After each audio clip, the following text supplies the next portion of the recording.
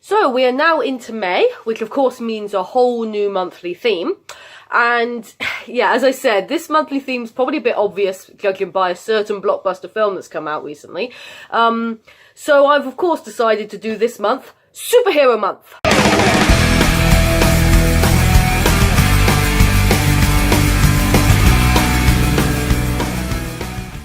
So originally it was going to be a Marvel month because, as I said when I was talking about my favourite films, I am a big fan of the MCU. However, I thought that did limit what I could talk about. You know, I could probably find enough things, but I'd be kind of stretching it. Whereas I thought with superheroes, I've got a lot more things to talk about. I could talk about DC and other superheroes that don't belong to Marvel or DC. I will find them. So it'll just give me more things to talk about. So, yeah, Superhero Month.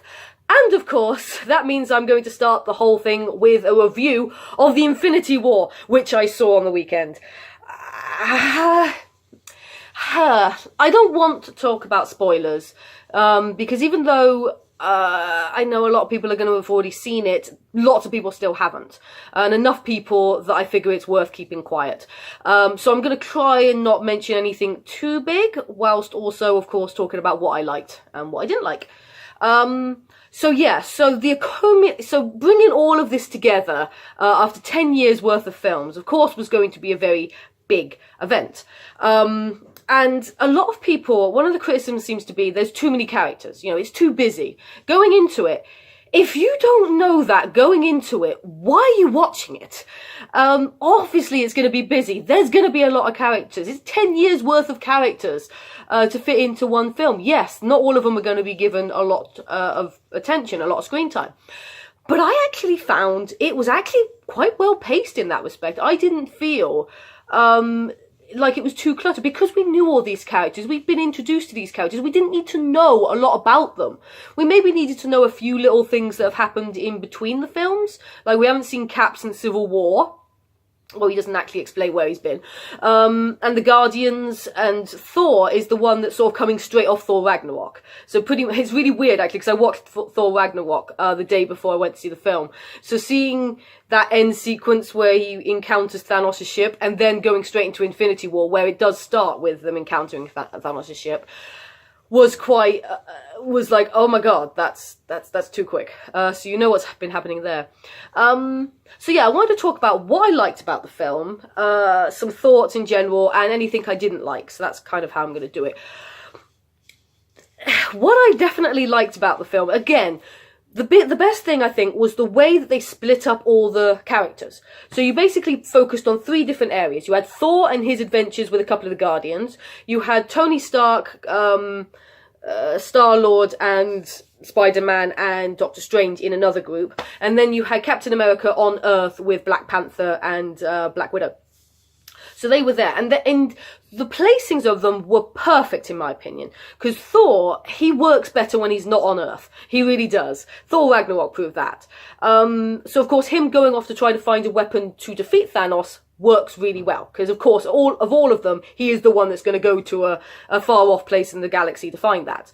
Having Tony Stark with Doctor Strange and Star-Lord, the 3 of them, people have said that the 3 of them are similar characters anyway, so having them 3 act off each other and to sort of see the differences and the similarities with those characters worked really well. And then you've just got young Spider-Man in between all of that. That worked really well. And again, Captain America is a soldier. That's what he is. He leads people. He's good at commanding and leading people. So of course, if there's going to be a big battle on Earth, he is going to be there. And he is going to be centre stage of that. So he is in the place that makes the most sense. The only one that's a bit weird is the Hulk, because he, of course, is in space at the beginning. He ends up on Earth. And yeah, his part in it is interesting. It'd be interesting to what people who are big fans of the Hulk will think about his part in that. So yeah, I really like the placement of all the characters. I think Thanos is an intimidating villain. There is something, every time you sort of see him, whenever he appears, there is that sort of dread of, oh my god, Thanos is there, what's going to happen? You know, oh god, how many Infinity Stones has he got now? Oh god. But also, weirdly, his motivation for doing it all, it's nice that he has that. He's not just some big thug who just wants to wipe out the universe for whatever reason. He has a reason for what he's doing. And when he sort of explains it, you can kind of see where he's coming from. and his reasoning for it. But at the same time, it's scary that he's willing to do it. So it's like, yeah, again, he's got the will to do it, and obviously the reasoning behind it is how he can justify doing it. But yeah, it's actually quite interesting. And yeah, people have complained that Marvel doesn't have the strongest villains, and I think Thanos is one that is intimidating and interesting. I also like the pace. I found and what I mean by that is, it is the longest movie of all of the Marvel Cinematic Universe films. I don't know how long it is, like over 2.5 hours. But, weirdly, I did not feel that. You know, there are films you sit in, and you sort of think, oh, how much longer have I got? Oh, this is oh, we're still going. Okay, we still got that to go. Okay. Some films are like that. But this one, I personally never felt, and I don't have the best attention span sometimes when it comes to films, you know, I genuinely didn't feel like it was going on and on and on. You know, there was never a sense of, oh, another scene. Oh, it's still going. Oh, none of that. I loved all of it. I loved the pace of it. I love the way it went, and like I said, for me, it did not feel too long. So yeah, I'm really praising the hell out of it, which makes you think that I must absolutely love this film. And weirdly, when I actually really thought about what I didn't like about it, there really wasn't a lot. There is one thing that's missing from it. There is one, which again, I don't want to say. There is one important element for me missing from it, and if that element was there, it would have been perfect. I would have been a lot happier. But because it wasn't there at all, I was quite disappointed. I was very sort of, there had better, you know, it better be there in the next film. You know, they better make up for it in the next film. That really did kind of annoy me. So there was that. Anything else would be kind of nitpicky, I guess, because, I mean, I feel like I need to watch it again to see if I've got any further thoughts on it, because at the moment, I'm just... So, even the ending is just kind of, it makes you want to see the next film. It really does. You know, it really pumps you up for the next film.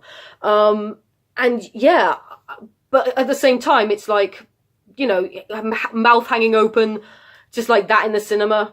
There was one bit though that really did give me proper tingly joy, I guess. And it's because of that scene, which if you've seen the film, you might know once I say that I have now really, out of the 4 main Avengers, Tony Stark, the Hulk, Thor, and Captain America, I now know for certain that my favourite is Thor. You know, I've been suspecting it for a while. Ever since Thor Ragnarok, I've started to think, yes, he's my favourite Avenger, but this film proved and made me realise, yes, Thor is the best Avenger. Next to Hawkeye, but Hawkeye is, he's a side Avenger. He's not one of the main four Avengers. So out of the 4 Avengers, Thor is definitely my favourite, and this film affirmed that. So I love it for that. Yeah, the end credits sequence was also sort of teased at one of the further films that's going to come out before next Infinity War. So that was interesting. So yeah, I don't want to say anything bad, because I don't think there is anything bad. I was kind of hoping maybe Stan Lee's cameo could have been a bit different, maybe. And I guess there are some characters, like Teenage Groot. I feel like he could have done more. He does have one really cool scene and some pretty cool fighting, but other than that, he doesn't really do as much as I'd hoped. But then I suppose a lot of the other Guardians characters do get quite a bit. Yeah. So yeah, I like the pacing, I love the characters, I love the comedy, I loved everything about the film. It's one of those films I don't know if I could watch again quite so quickly, because the emotions of it is still quite raw and a bit, yeah, I just don't know if I could jump back into that so quickly. But by the time it comes on DVD, I will buy it, I will watch it again, and I will agonise over the fact we've got to wait a whole year for the next one. But, you know, we don't have to wait for a lot these days, so it's nice to have to wait for something, I guess, and hopefully the wait will be worth it. So yeah, those are my thoughts on Infinity War. I'd love to hear about anyone else's thoughts on the film as well. Next week, I would like to get, like I said, because I don't want this to just be Marvel and it's going to be superheroes as well, I might move on to either DC or another topic next week instead of anything Marvel related. But we'll see. I have to decide first. So yeah, I hope everybody enjoys the film if they haven't already seen it. I hope they loved it if they did go and see it. And I will see you next week.